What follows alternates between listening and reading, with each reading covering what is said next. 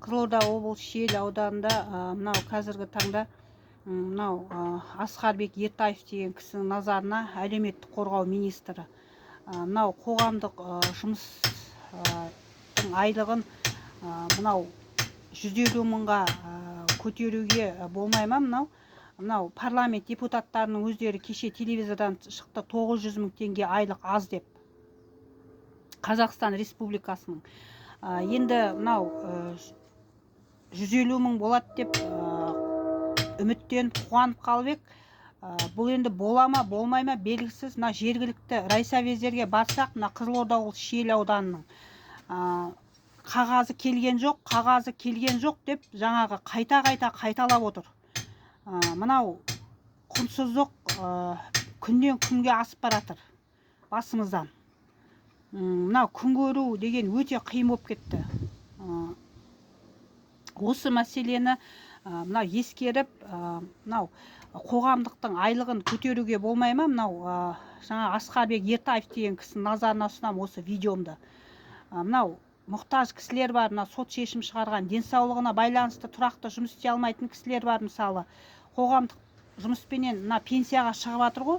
Мынау кеше мынау жаңалықтарда айтып жатыр, мынау бір кісілер тұрақты жұмыс істейтін пәленбай жерде жұмыс істеп, мына пенсионный жұмыссыздық жаңағы 5-10 жерден алып отқан, міне осындай кісілер де мысалы табылып жатыр. Өздеріңіз айтып отырсыздар. Енді біз ондай тұрақты жұмыс істеп, жаңа шалқақтап 5-10 жерден жұмыссыздық пособияны алып, АСП-ны алып, жан-жақтан жаңағы декрет алып, отпускной алып, аванс алып, өйтіп шалқақтап жүрген жоқпыз. Біз қазір база бойынша жұмыс іздеуші ретінде тұрмыз. 85 мың айлық аламыз. Ол 85 мың мына студент оқытып жатырмыз. Тағы да баламыз бар, мынау тамағымыз бар. Мына базар менен сауда орталықтарында күннен күнге мынау бағаның саны өсіп баратыр. Мынау витамин тамақтар алып жеуіміз керек бізде, мысалы. Адамның баласымыз. Мынау не деген сұмдық мынау. Итке де мына жағдай жасап жатыр ғой, мынау жаңағы дәрісіне, тамағына ақша бөліп жатыр, мысалы. Мынау айлықты, мына 85 мың айлық деген мынау масқара енді, мынау.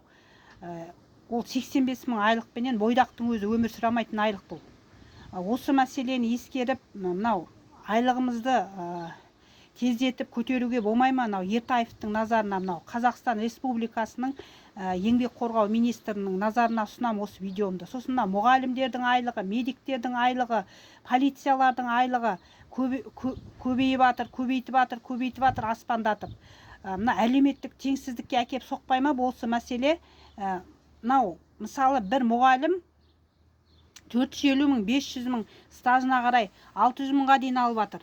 Медиктер де сондай 500 мың, миллионға жуық айлық алып жатыр. Мынау врачтар мысалы үшін. Ал біз 85 мың теңге айлық. Ал салыстырыңыздар осының екі орталықты.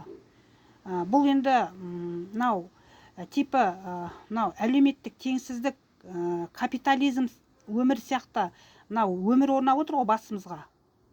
Бір мұғалім 600 мың айлық алады, медик, полициялар. Ал қоғамдық жұмыс істейтіндер, кітапханашылар, еден жуушылар 85 мың айлық алады. Тазалықшылар,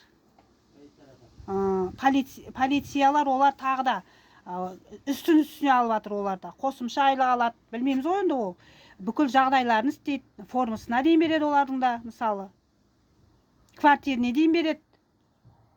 Тегін, кейде мына көліктерде тегін, мысалы, май құйып, шалқақтап, аняқа шығып, мысалы.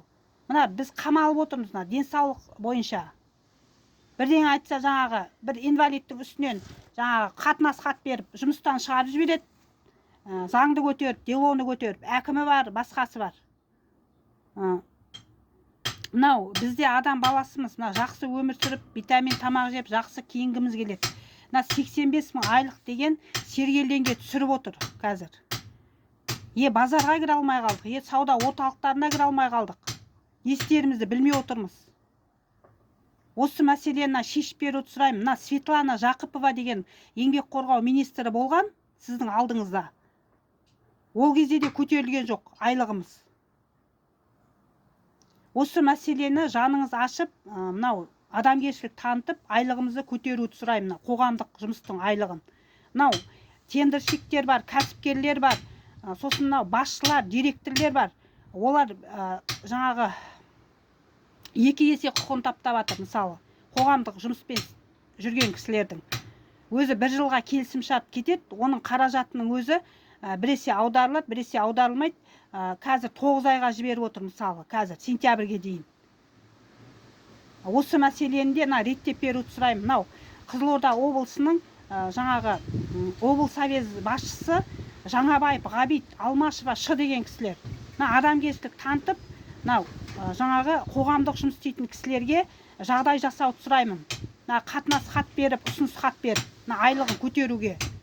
Сосын тендерщиктерге құқын таптап, тендерщиктер құқын таптап, кәсіпкерлер құқын таптап, жаңағыдай табелін дұрыс жазбаса, болмаса денсаулық саласына, денсаулық бойынша көмек бермесе, жаңағы жұмыс берушілерге және жұмыс берушілердің делосын сотқа өткізіп, қылмыстық іс қозғауды сұраймын.